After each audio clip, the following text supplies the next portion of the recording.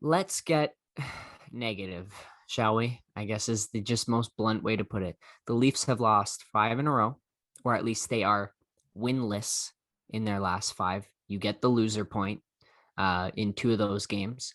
They have lost two in a row to the Vancouver Canucks, a team ravaged by COVID-19 who have not played in a month. And it feels a little bit like deja vu all over again, a famous quote by Yogi Berra.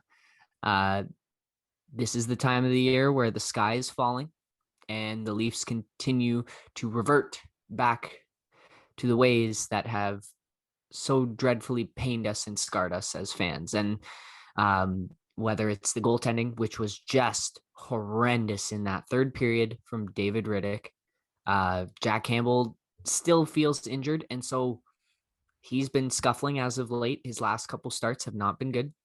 The defense, I don't know what's going on. Just in this first period, TJ Brody threw the puck like a pass to Morgan Riley right in front of their own net, and the Jets basically got a freebie for their second goal.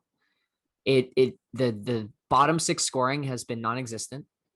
We've already got a Wayne Train and Jumbo Joel goal in this game tonight, which is probably 200% of the production we've gotten over the last five games from the bottom six. That's what it feels like.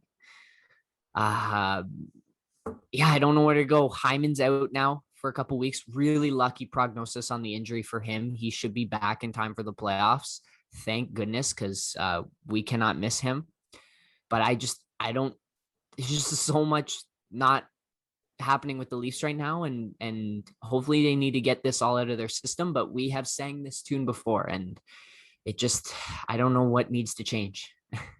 Yeah, it's in a sense, I'm almost grateful because I don't really have playoff expectations at this point, and we have been very up and down this season. So maybe, like, if they pull out a 10-game winning streak to end off the season, maybe I, against my better judgment, get my hopes up for the playoffs. But right now, I I can't even say with certainty I'm expecting a first round win for the Leafs, especially with the way this team has been cursed in the first round for so many years.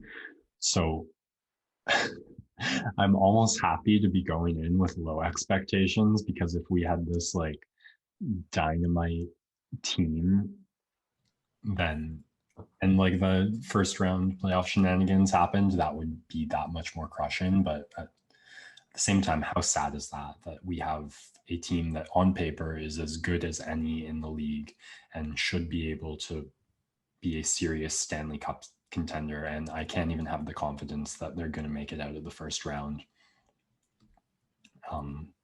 Just a team that shows you so much at times, like with the top six forwards we have, the signs of life, the bottoms, almost everyone on the bottom six has shown at some point in this season.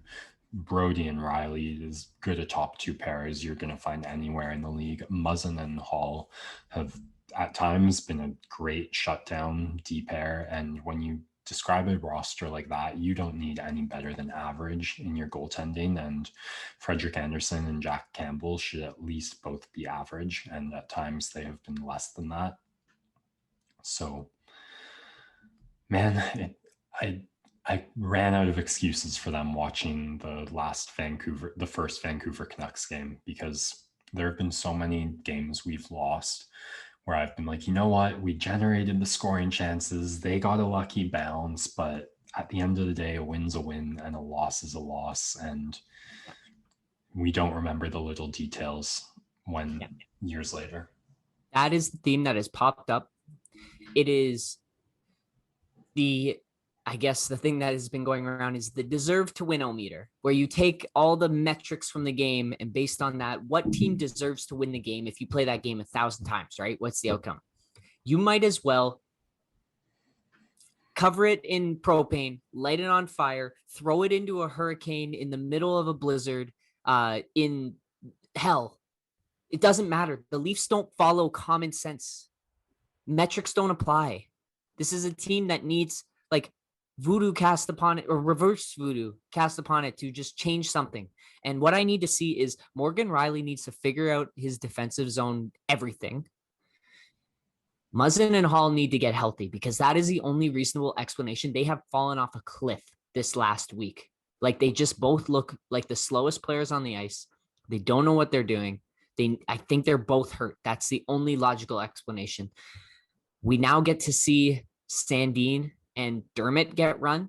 And maybe a couple other defense might get thrown in there because Bogosian's going to be out for a week after that crazy fall he took into the boards and then got up like nothing happened, which was just wild. The mountain man.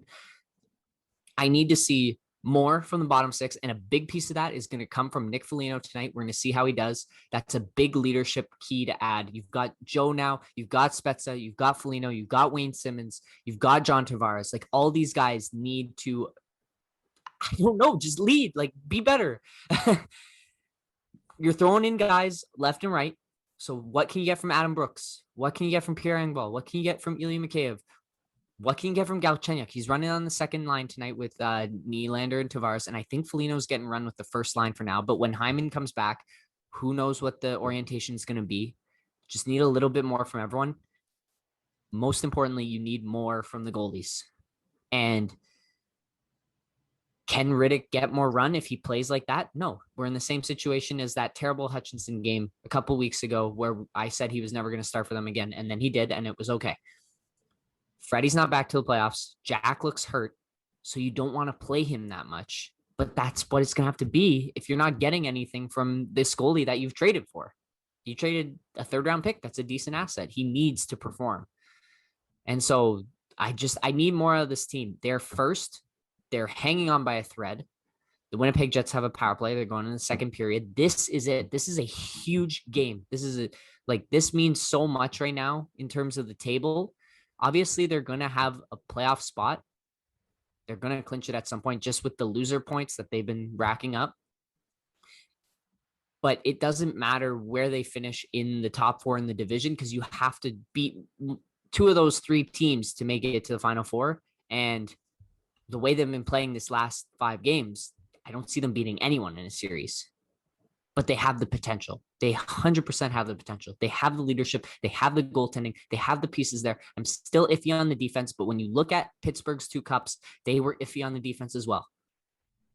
And so I think this is a team that can beat the Lightning and beat the Avalanche if they play at their absolute best. If Austin Matthews and Mitch Marner light it up on the goal scoring, as well as John Tavares and William Nylander, if the defensive two-way play that those guys have shown as well can be at the level that they've shown, shutting down like Connor McDavid and Leon Draisaitl for 180 minutes, then I think this team's ceiling is the Stanley Cup.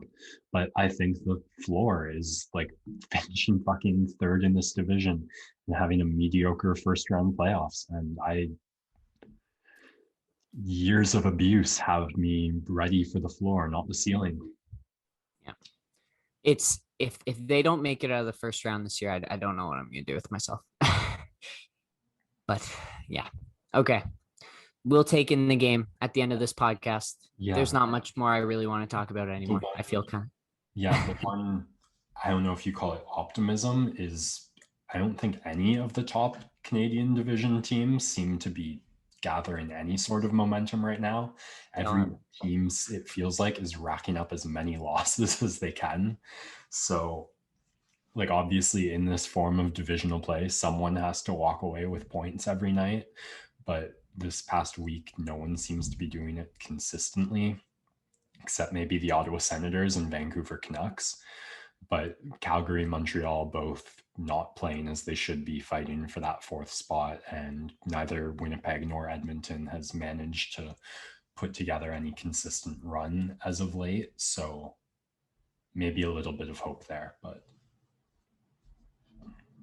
all right. That's all I'm willing to talk about hockey for now. But let's take